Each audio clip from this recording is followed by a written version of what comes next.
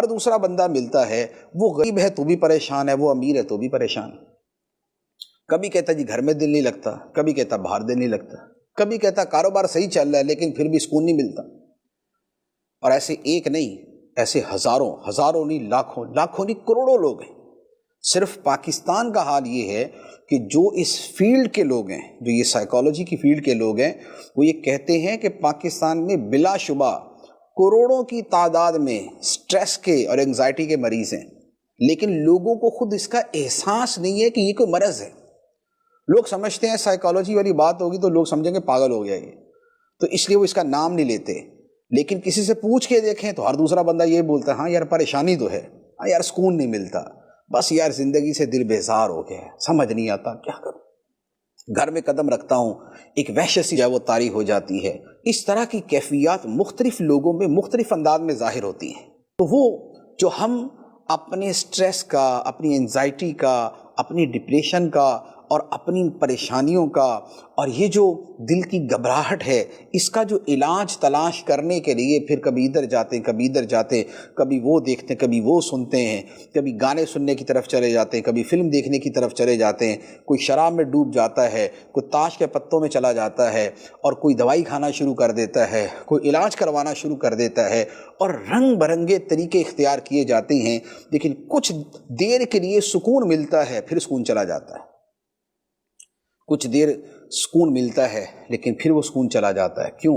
اس لیے کہ سکون کا جو اصل منبع ہے، جو اصل ماخذ ہے، جہاں پر خدا نے سکون رکھا ہے، اس شے کو حاصل نہیں کرتے۔ اور وہ کیا ہے؟ وہ اللہ کی یاد ہے، اللہ کی عبادت ہے۔ جو بندہ عبادت میں لگ جاتا ہے، خواہ وہ قرآن کی تلاوت ہے، یا وہ نوافل کی کثرت ہے، یا وہ اللہ کے ذکر میں مگن ہو جانا ہے، جب بندہ عبادت میں لگ جاتا ہے تو وحشت اس کے دل کے قریب نہیں آتی ہے۔ کیوں نہیں آتی؟ اس لیے کہ مالک حقیقی خود اس کا مونس ہو جاتا ہے، خدا وند قدوس خود اس کا انیس ہو جاتا ہے، اس کا دوست ہو جاتا ہے۔ اور قرآن پاک کی آیت مبارکہ سے یہ مفہوم بڑا واضح ہے۔ قرآن پاک میں اللہ تعالیٰ ارشاد فرماتا ہے الا بذکر اللہ تطمئن القلوب، سن لو اللہ کی یاد ہی میں دلوں کا چین ہے۔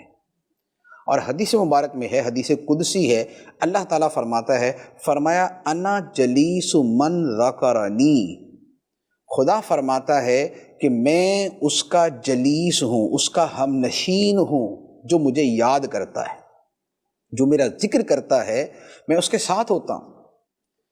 تو گویا جو ذکر میں مشغول ہے، جو تلاوت میں مشغول ہے، جو عبادت میں مشغول ہے، یہ سب خدا کے ذکر کی صورتیں ہیں، اور خدا ایسے لوگوں کے ساتھ ہوتا ہے، خدا ان کو انس عطا فرماتا ہے، اور خدا کے قرب کی وجہ سے ان کو انسیت بھی ملتی ہے، اطمینان قلب بھی ملتا ہے۔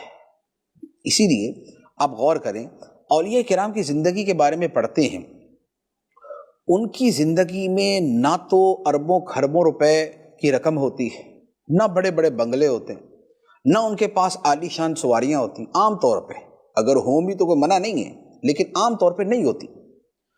ظاہری اسباب دنیا ان کے پاس نہیں ہوتے، لیکن کیا آپ نے کبھی کسی ولی کی زبان سے بے صبری کے کلمے سنے؟